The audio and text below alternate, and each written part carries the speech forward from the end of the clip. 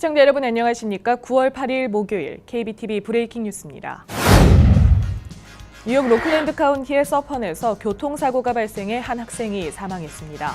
오늘 아침 5시쯤 루트 202에서 차들이 부딪히면서 한 사람이 죽고 2사람 이상이 부상을 입었으며 이 중 한 사람은 현재 중상을 입어 심각한 상태입니다.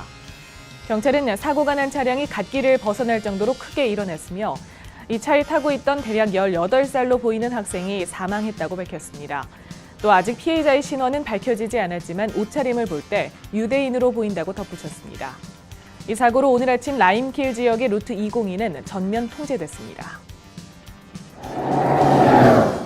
뉴저지 유니온시티에서는 한 승용차가 트럭과 부딪히면서 운전자가 목숨을 잃었습니다. 오늘 새벽 6시쯤 승용차 운전자가 유니온시티의 케네디대로를 가던 중 갑자기 중심을 잃고 트럭을 들이받아 트럭 운전자는 경미한 부상을 입고 본인은 사망했습니다. 유니온시티 인근의 케네디대로도 통제돼 뉴저지 내로 통근하는 차량들이 오늘 아침 교통 혼잡을 빚었습니다. 브루클린에서 6살 아이를 치고 달아났던 뺑소니 범이 붙잡혔습니다. 용의자는 53세의 아만도 미노로 그가 낸 사고로 피해를 입은 6살 아이는 현재 거동이 불편한 상황이며 부상으로 고통을 호소하고 있는 상황입니다. 사고는 2주 전 브루클린 41번가와 해밀턴 파크웨이가 만나는 지점에서 발생했으며 당시 피해 아동과 동생 그리고 그의 아버지는 함께 길을 건너다가 아만도 미노가 돌던 승용차에 치였습니다. 민호는 차를 잠시 세웠지만 내리지 않고 그대로 달아나 2급 폭행과 뺑소니 혐의로 체포됐습니다. 한진해운의 법정 관리가 미 최대 쇼핑 시즌에도 영향을 줄 것이라는 우려가 나오고 있습니다. CNBC는 7일 한진해운 사태로 화물 운송에 차질이 생겨 크리스마스 시즌 쇼핑객과 소매업체가 피해자가 될 수 있다고 보도했습니다. 세계 7위 선사인 해운업체가 법정 관리에 들어가면서 물류 유통이 제때 이뤄지지 않으면 소매업체들이 타격을 입는 것은 물론 소비자들도 원하는 물건을 사는데 애를 먹을 수 있습니다. 미국의 태평양 연안 물동량 가운데 한진해운이 차지하는 비중은 8%입니다. 뉴욕시 일부 정치인들이 공립학교의 할랄과 코셔 급식을 추진합니다.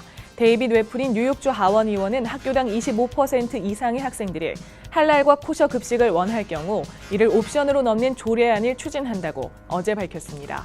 웨프린 의원은 뉴욕시는 인종적 다양성이 강조되는 도시인 만큼 급식을 포함한 학교 시스템에서도 그 다양성이 인정되어야 한다고 강조했습니다. 현재 뉴욕시의 유대인과 무슬림 학생들은 전체 공립학교 학생의 38%를 차지하는 것으로 알려졌으며 따라서 학생들이 교리와 식성에 맞는 음식을 먹고 학업에 열중할 수 있어야 한다는 주장이 제기되어 왔습니다. 작년 1월 뉴저지 에즈워터에서 일어났던 화재 사고 기억하십니까? 뉴저지뿐만 아니라 뉴욕에서도 불길이 보일 만큼 큰 화재였던 데다 한인들이 많이 사는 아파트여서 많은 이들이 걱정했던 사건이었는데요.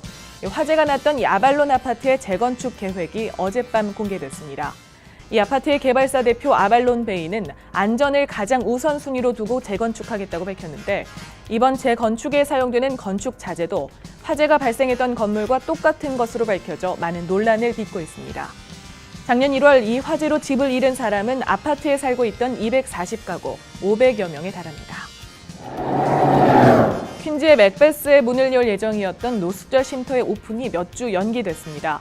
퀸즈시청의 관계자는 본래 18세 이상의 가족들이 머물 계획이었던 퀸즈 노숙자 쉼터가 당초 10월 1일에 문을 열 계획이었으나 주민들의 반발로 몇 주 미뤄지게 됐다고 밝혔습니다. 홀리데이인 익스프레스 안에 조성된 이 쉼터는 약 110가구가 머무를 수 있습니다. 주민들은 이 쉼터가 문을 열면 마약과 각종 범죄 전과가 있는 사람들이 대거 몰려올 것이라며 우려를 표하고 있지만 시 당국은 이들의 보안과 안전에 최선을 다할 것이라고 말하고 있습니다. 응급 상황에 처했을 때 빠른 대처를 가능하게 하는 애플리케이션, 앱이 개발됩니다. 이 앱은 민간이 아닌 나소 카운티 정부가 주도적으로 진행하고 있습니다. 한 번의 터치로 911에 연락해 경찰과 소방국의 출동 시간을 최대한 줄이는 이 앱은 학교를 중심으로 먼저 제공될 예정이며 사람들이 많이 모이는 쇼핑센터나 극장 등에도 제공돼 점차 그 범위를 늘릴 계획입니다. 애플이 신제품 아이폰 7의 베일을 열었습니다. 듀얼 카메라와 방수를 위한 무선 이어폰 등 새로운 기능이 추가됐습니다. 애플은 어제 오전 예상대로 통상적으로 매년 9월 9일 신제품을 발표하던 전례를 깨고 이틀을 앞당겨 4.7인치 기본 모델인 아이폰 7과 5.5인치 대화면 모델인 아이폰 플러스 등 두 가지를 새로 선보였습니다. 관심을 모았던 듀얼 카메라는 5.5인치 모델에 적용됐고 광학식 손떨림 보정 장치도 내장됐습니다. 아이폰 7에는 이 밖에도 스테레오 스피커와 수명이 더 연장된 배터리 등이 적용됐고 무성하게 소문이 돌았던 펜슬은 추가되지 않았습니다.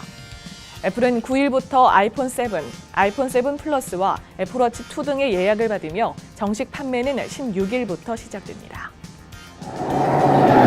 뉴욕 매츠가 새로운 쿼터백으로 팀 티보를 영입했습니다. 매츠는 티보가 작년 로스앤젤레스 대학 리그에서 뛰는 모습을 보고 스카우트했다고 전했습니다. 티보는 2013년 뉴욕 제츠에서 활동했으며 덴버 브론코스, 뉴잉글랜드 패트리어츠와 필라델피아 이글스에서 활약했습니다. 대학 리그에서는 플로리다 게이터의 쿼터백으로 활약해 2007년 팀에게 트로피를 안겨주기도 했습니다.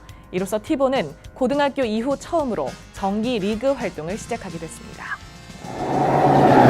미국 투자은행들이 우수한 신입 사원을 선발할 목적으로 행동 프로파일링 기법을 활용하고 있습니다.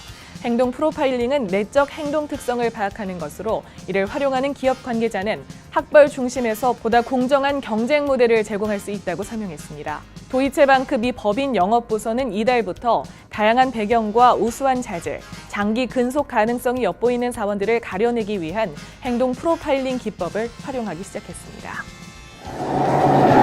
대한항공이 델타항공과의 공동 운항 노선을 대폭 확대합니다. 델타항공은 대한항공과 같은 세계 항공 동맹체인 스카이팀에 소속된 회사로 이에 따라 대한항공 승객들은 뉴욕, 로스앤젤레스, 애틀랜타를 연결하는 미국과 캐나다 내 델타항공 156개 운항 노선과 뉴욕, 상파울루 등 총 159개 노선에서 편리한 스케줄과 마일리지 적립 혜택을 누리게 됐습니다. 대한항공은 어제 현재 32개 노선인 델타항공과의 공동 운항을 159개 노선으로 확대하기로 했다고 발표했으며 여기에는 2017년 6월 3일부터 신규 취항 예정인 애틀랜타, 인천 노선도 포함된다고 밝혔습니다. 이번 확대된 공동 운항편은 오는 11월 2일 출발편부터 이용 가능하며 예약 및 구매는 오는 10월 22일부터 순차적으로 이뤄집니다. 9월 8일 목요일 KBTV 브레이킹 뉴스 마칩니다. 뉴스투데이는 오늘 밤 9시에 방송됩니다.